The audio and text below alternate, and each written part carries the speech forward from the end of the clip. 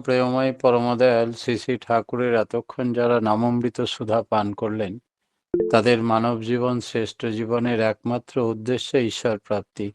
তা যেন এই জীবনেই সফল হয়, এই কাতর প্রার্থনা দয়ালের রাঙারাতুল চরণে। শ্রী শ্রী ঠাকুর আমাদের শিখিয়ে দিলেন, জানিয়ে দিলেন যে আমাদের বীজ মন্ত্রের অপর নাম আদিবাক। এই আদিবাক বা বীজ মন্ত্র ঈশ্বর আরাধনা করতে গেলেই আদিবাক বা নাম বা বীজমন্ত্রের কথা এসেই পড়ে। এছাড়া ঈশ্বর প্রাপ্তি সম্ভব নয়। তাই কথায় আছে তস্য বাচং প্রণব। আবার নাম ও নামই অভিন্ন। তাই শুধু নাম করলে হয় না, নামের যিনি মূর্ত বিগ্রহ, সেই নামী পুরুষের প্রতি অকাঠ্য অনুরাগ, সমন্বিত নিবিষ্ট ধ্যান চাই। সঙ্গে সঙ্গে তিনি ধেয়, তিনি অনুসরণীয়, তিনি গতি, তিনি গন্তব্য। তাকেই প্রথম ও প্রধান করে মেনে চলতে হয় এবং তাঁর তুষ্টি, পুষ্টি, সেবা, স্বার্থ ও প্রতিষ্ঠার জন্যই নিজেকে সর্বতোভাবে নিয়োগ করতে হয়। শব্দ সাধনা মানে এতখানি করা। তাঁর জন্য আলোচনা প্রসঙ্গের 11 খণ্ড। নামীর প্রতি অনুরাগ কি করে বাড়বে? একজন ভক্ত সাধনার পথে নামের রতি নাকি একান্ত প্রয়োজন। এই নামের রতি আমাদের আসবে কি করে ঠাকুর? ঠাকুর বললেন, রতি মানে অনুরাগ। নাম করতে করতে নামীর প্রতি অনুরাগ বাড়ে। নামীর প্রতি যত অনুরাগ বাড়ে, নামের প্রতিও তত অনুরাগ বাড়ে। কারণ নাম করলে নামীর কথাই মনে পড়ে। যাকে ভালোবাসা যায়, তার চলন, চরিত্র, চেহারা, গুণাবলী, লীলা, কথা, স্মরণ, মনন করতে করতে সব কিছু তার ভালো লাগে। ওই ভালো লাগার সঙ্গে সঙ্গে ইচ্ছা হয় নিজের চলন চরিত্রকে ঠিক তার মতো বৈশিষ্ট্য অনুযায়ী তদানুপাতিক করে তুলতে। এর ভেতর দিয়ে আসে নীরক পরক। আমার কি কি ত্রুটি আছে সেগুলো সব ধরা পড়ে। নিজের দোষ গুণ যেমন যেমন বোঝা যায়, তেমন তেমন আত্মনিয়ন্ত্রণ করতে ইচ্ছা করে। মানুষ আত্মনিয়ন্ত্রণ যতই করে, ততই দেখে যে এর শেষ নেই। এর প্রয়োজন বোধের থেকে মানুষ আবার নিরন্তর নাম করার প্রয়োজন বোধ করে। তাছাড়া ইষ্টের অফুরন্ত চাহিদা, ইচ্ছা পূরণ করতে গিয়ে মানুষ সর্বদাই নিজের শক্তির অসম্পূর্ণতা সম্বন্ধে সচেতন হয়। এই শক্তির সম্বন্ধে মানুষ তখন নামের শরণাপন্ন হয়। যত নাম করে ও তার পথে চলে, ততই বোধ বুদ্ধির উদয় হয়। ভেতর থেকে কে যেন অনবরত শক্তি ও বুদ্ধি যোগায়। তাই ইষ্টের সম্বন্ধে অ্যাক্টিভ ইন্টারেস্টেড, সক্রিয়ভাবে অন্তর্রাশি হয়ে নাম রুচি এনে দেয় নামে। নামীর সঙ্গে প্রণয় বাদ দিয়ে শুধু যান্ত্রিকভাবে নাম করলে বেশি কিছু হয় বলে মনে হয় না। তবে নাম করতে গেলে নামের দিকে নজর পড়বেই। আর নামের সঙ্গে আছে আমাদের সত্তার যোগ। তাই নাম করতে করতে মন অন্তর্মুখী হয়, কারণমুখী হয়, উৎসমুখী হয়। নাম যত করা যায়, তত নামের উপর লোভ বেড়ে যায়। সে দুর্নিবার আকর্ষণ ত্যাগ করা যায় না। ক্রমাগত আরো গভীরে প্রবেশ করতে ইচ্ছা করে। ইষ্ট চিন্তা, ইষ্ট কর্তা, ইষ্ট কর্ম, এই নিয়েই মগ্ন থাকতে ভালো লাগে। তখন আসক্তির বিষয় হলো ইষ্ট। এই আসক্তি প্রবৃত্তি আসক্তির থেকে অনেক প্রবল। তবে মাঝে মাঝে একটা নীরস ভাবও আসে। এই ডিপ্রেশন, ভেতরটা যেন শুকিয়ে যায়, নামে রস পাওয়া যায় না। তখন কিন্তু জোর করে নাম চালাতে হয়, লেগে থাকতে হয়। লেগে থাকতে থাকতে আবার ঠিক হয়ে যায়। তখন ডিপ্রেশনের পর অনেক সময় বন্যার মতো আবেগ এসে পড়ে, তাই ধরে থাকতে হয়, কারণ তাকে তো আর আমার চাই, তাকে বাদ দিয়ে তো আমার জীবন অচল। মানুষ জীবনে যত যাই করুক, কোনোটাই সার্থকতা লাভ করে না যতদিন সে ইষ্টকে কায়মন বাক্যে ভালোবাসতে না পারে। ভালোবাসার ধাঁচে চলতে চলতে ভালোবাসাটা স্বতঃস্ফূর্ত হয়ে ওঠে। সেই বুদ্ধি সার বুদ্ধি, যে বুদ্ধি মানুষকে ইষ্টে একান্ত করে তোলে, একেই বলে অব্যভিচারী ভক্তি। ইষ্টকে যদি আমরা সুখ সুবিধার জন্য ডাকি, আমার সুখ সুবিধার জন্য শুধু ভালোবাসি, তাহলে সেটা হলো ব্যভিচারী ভক্তি। তার জন্য তাকে যে ভালোবাসে সে ধন্য হয়ে যায়, পবিত্র হয়ে যায়, তার ভিতরে আর কোনো কলুষ বা মালিন্য থাকে না। তাই গীতায় ভগবান শ্রীকৃষ্ণ বলছেন, অপি চেত সুদারাচারো ভজতে মনোমন্য ভাগ সাধুরের সমন্তব্য সাম্যক ব্যবস্থিত হি স। অনন্য ভাগ বলতে একমাত্র তাকেই ভজনা করে যে সে শুধু তাঁরই জন্য হয়ে ওঠে, প্রাণ যার কেঁদে ওঠে তাঁর জন্য, সেই এটা বুঝতে পারে। কত সাধু পুরুষ পারে না, আবার কত সাধারণ মানুষ পারে। এটি হচ্ছে অনুভূতি। হয়তো পাপি তাপি এক লহমায় শুধরে যেতে পারে, সেই তো প্রকৃত ভাগ্যবান। আলোচনা প্রসঙ্গে পঞ্চম খণ্ড। নামে রোগ সারে, মৃতপ্রায় ব্যক্তি বেঁচে ওঠে কেমন করে জানেন? শ্রী শ্রী ঠাকুর একদিন বলছিলেন, আমি একবার পাবনার বাবলাতলাতে পায়খানায় গেছি। একটা গোবরে পোকা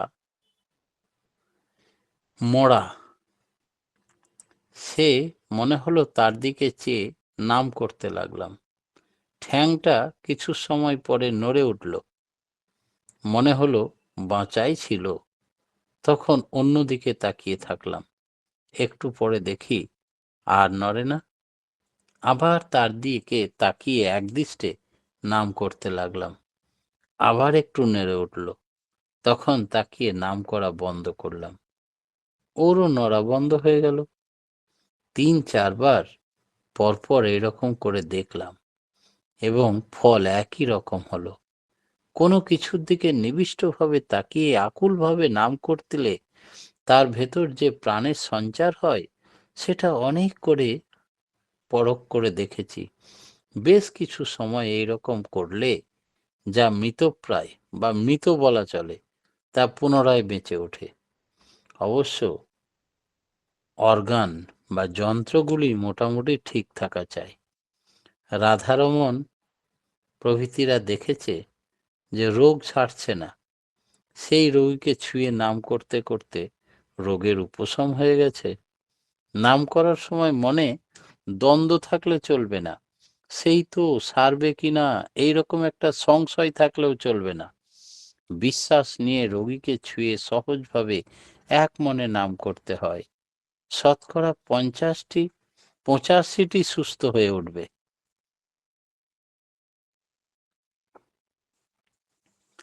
কারণ রোগ, এমনকি নিউমোনিয়া পর্যন্ত 3 দিনে সেরে যায়।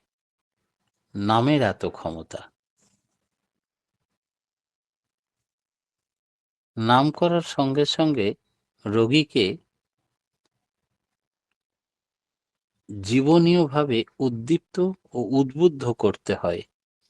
আর একটা জিনিস দেখেছি, রোগীর যখন খুব খারাপ অবস্থা, মৃত্যু আসন্ন, তখন ভাইটাল ফ্লো বা জীবনী প্রবাহ গ্রহণ করার মতো যন্ত্র ও শক্তি বিকল প্রায়। তখন যদি চন্দ্রায়ন করা যায় তা আবার বেঁচে ওঠে, না হয় তাড়াতাড়ি মরে যায়।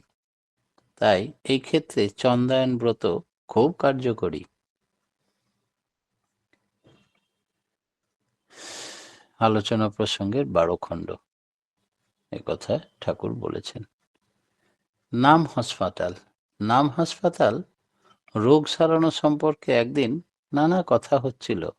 সেই সময় শ্রী ঠাকুর বললেন, আমরা কুষ্টিয়ায় একটা হাসপাতাল করেছিলাম। 30 থেকে 32 বেড শয্যা ছিল। যেসব রোগীর আশা ছেড়ে দিত ডাক্তার, তাদের উপরে আমরা পরীক্ষা করতাম। রোগীর মাথা, গায়ে হাত দিয়ে নাম করে তার ভেতরকার ভাইটাল আর্জ, জীবনীয় আকুতিকে বাড়িয়ে দেওয়া হতো। যদি না সারে, কে কি বলবে, কে কি ভাববে, নাম কর্নেওয়ালারা যদি তাদের ভেতরে এরকম দ্বিধাদ্বন্দ্ব থাকে, তাহলে কিন্তু হবে না। তারা র্যাপিড ইফেক্ট, দ্রুত ক্রিয়া হবে না। তাই নাম করতে হবে একেবারে কম্পনের সৃষ্টি করে তুলতে হবে, ভেতরে যাতে ধাক্কা লাগে এবং হার্ট তাপ প্রবণ হয়, যেমন বৈদ্যনাথের আদেশ হয়, সেই রকম আরোগ্যকারী শক্তির আদেশ পায়। এবং রোগীকে স্পর্শ করে নাম করলে রোগীও তেমনি ভাইটাল পুশ বা জীবনীয় উদ্দীপনা পেয়ে থাকে। তাতে সে আবার সজীব হয়ে জীবিত হতে পারে, এবং বেশিরভাগটি হয়ই। আলোচনা প্রসঙ্গের 15 খণ্ড।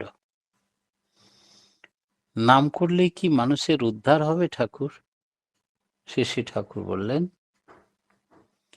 শুনি নাম করলেই উদ্ধার হয়, এ বিষয়ে দুটো কথা শোনা যায়।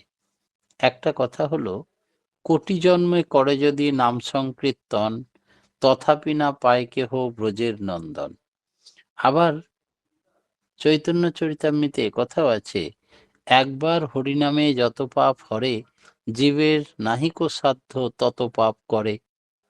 তার মানে শুধু যান্ত্রিকভাবে নাম করলে হয় না, নাম করতে হয় অনুরাগ নিয়ে। নামটা জীবন্ত হয় অনুরাগে। অনুরাগ সম্মিলিত নামে আমাদের সত্তা ইষ্ট ঝোঁকা হয়। ইষ্টের উপরে নেশা যত বাড়ে, ভালোবাসা যত বাড়ে, অনুরাগ যত বাড়ে, ততই মানুষ প্রবৃত্তির ঊর্ধ্বে উঠে যায়। তাকেই বলা হয় উদ্ধার হওয়া, মুক্তি পাওয়া। যা হোক, নামের একটা সুফল আছেই। আগ্রহ সহকারে ক্রমাগত নাম করতে করতে অনুরাগ জাগেই। নাম যেমন করতে হয়, ইষ্টের প্রীতিজনক কর্মও তেমনি করতে হয়।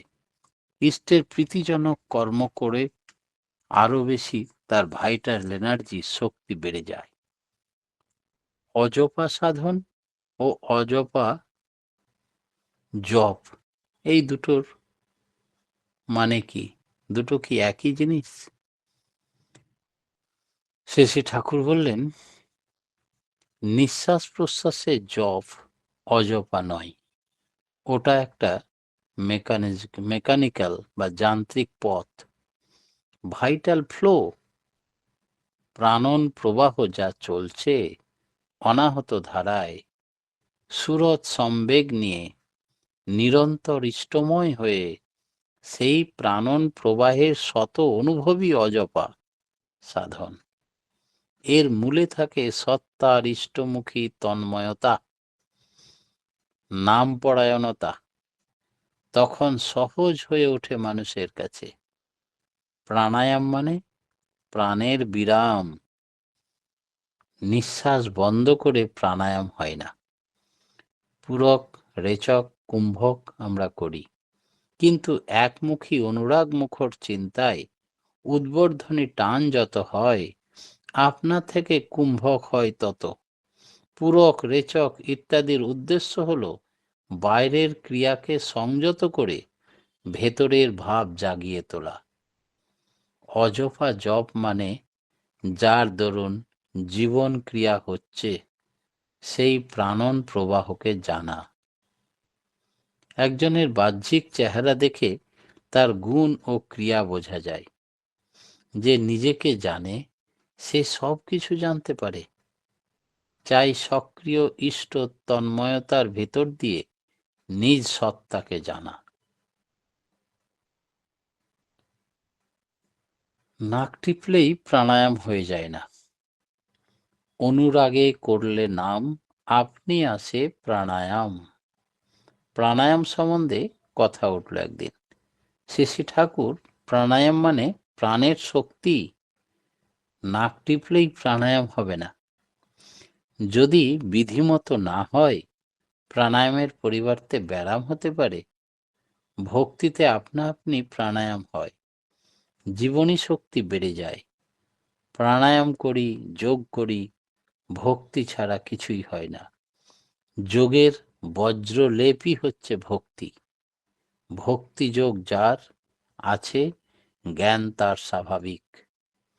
যারা নিঃশ্বাস নিয়ন্ত্রণ করে প্রাণায়াম করতে চায় এবং জ্ঞানযোগ সম্বন্ধীয় গ্রন্থ অধ্যয়ন ও আলোচনা করে, যারা মহাসমাধি চায়, দু দলেরই ফল একই রকম হয়। একাগ্রতা ও ত্রাটক, এই দুটোর মধ্যে তফাৎ কি? কথা প্রসঙ্গে শ্রী ঠাকুর বললেন, ফিক্সেশন বা ত্রাটক মানে কোনো একটা পয়েন্টে, বিন্দুতে অ্যাটেনশন, মনোযোগ দিয়ে থাকা। তাতে মাথাটা ভোঁতা হয়ে যায়। অনেকে ত্রাটক করে পাগলও হয়ে যায়। তাই কনসেন্ট্রেশন বা একাগ্রতা মানে যা কিছুকে ইষ্টস্বার্থ প্রতিষ্ঠায় নিয়োজিত করা। কনসেন্ট্রেশন মানে উইথ সেন্টার, কেন্দ্রের সঙ্গে নিজেকে যোগযুক্ত করা, তাঁরই অনুকূলে সবকিছুকে নিয়ন্ত্রিত করা। ত্রাটক মানুষকে মূর্খ করে। কথা প্রসঙ্গে শ্রী ঠাকুর বললেন, ধ্যান মানে লোকে বোঝেই না, অযথা কসরত করে। ফিক্সেশন বা ত্রাটক মানুষকে মূর্খ করে তোলে। আর লোকে সাধারণত ধ্যান বলতে এই ফিক্সেশন বা ত্রাটককেই বোঝে বেশিরভাগ মানুষ। ফিক্সেশন বা ত্রাটক এবং কনসেন্ট্রেশন বা একাগ্রতা, এই দুটির আকাশ পাতাল পার্থক্য। একাগ্রতা বা কনসেন্ট্রেশনকেই প্রকৃত ধ্যান বলে। কনসেন্ট্রেশন বা একাগ্রতা মানে সেন্টার, কেন্দ্র সম্বন্ধীয় চিন্তা। এতে মনের দুনিয়া ও বাইরের দুনিয়ার সমস্ত বিরোধ, অর্থহীন ও সম্পর্কহীন বিচ্ছিন্ন বৈচিত্র্য ইষ্ট সম্পর্ক সম্পর্কিত হয়ে জীবনটাকে সার্থক করে তোলে। আমাদের কনসেন্ট্রেট হতে হবে, ফিক্সেশন নয়। অর্থাৎ আমরা সকাল থেকে সন্ধ্যা অবধি যা কিছু করি সব ঈশ্বরমুখী হতে হবে, কেন্দ্রমুখী হতে হবে। চাল চলন, কথাবার্তা, আচার আচরণ তন্মুখী হতে হবে, তার নির্দেশ মতো চলতে হবে। আমাদের কোন কোন কাজ তন্মুখী হয়নি, আমি বিপরীত মুখী করে ফেলেছি, আমার কোন প্রবৃত্তির দ্বারা কখন রেগে গেলাম, কাকে অন্যায় বা কটু কথা বললাম, এটাকে কি করে নিয়ন্ত্রণ করব প্রভু, সেই বুদ্ধি আমায় শিখিয়ে দাও। এমনি করে আত্মসংশ্লেষণ, আত্মবিশ্লেষণের মাধ্যমে নিজেকে ইষ্টমুখী করে তোলায় ধ্যান। নাম ও নামই কি অভেদ? শ্রী ঠাকুরকে জিজ্ঞেস করা হলে ঠাকুর বললেন, এরে আমার সময় হয়ে গেছে। নাম আর নামই অভেদ। যেই নাম সেই কৃষ্ণ ভজনিষ্ঠা করি, নামের সহিত আছেন আপনি শ্রীহরি।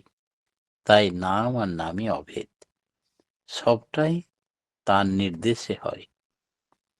সিদ্ধ পুরুষ সদ্গুরু না হলেও সেই সদ্গুরুর প্রতি টান না থাকলে নাম কখনো ফলবতী হয় না।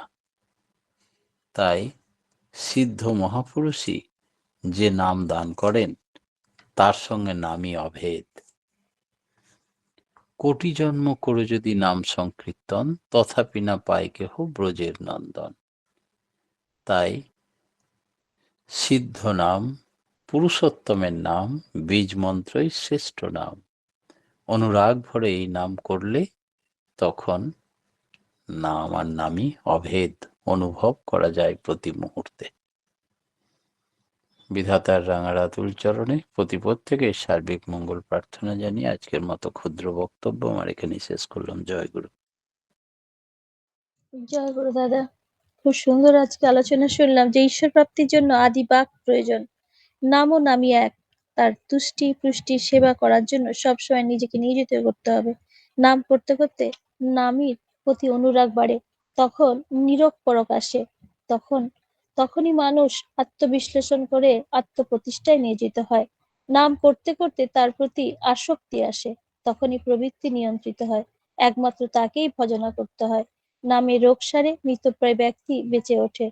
বিশ্বাস নিয়ে নাম করতে হয়। রোগীকে ছুঁয়ে নাম করলে জীবনের শক্তি বেড়ে যায়। অনুরাগ নিয়ে নাম করতে হয়।